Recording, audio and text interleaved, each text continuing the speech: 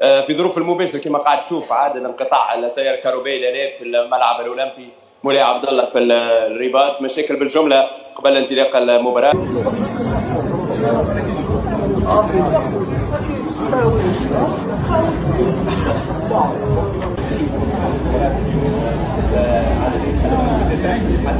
Welcome back. This is SPM Sports.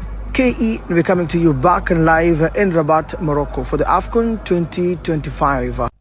أوغندا المفضلة في شرق أفريقيا حتواجه تونس في أول مباراة في كأس الأمم الأفريقية 2025 ضد تونس في الرباط. أنا هنا مع إسماعيل كما تعلمون مؤسس كاواوا سبورتس ميديا من كامبالا كامبالا أوغندا.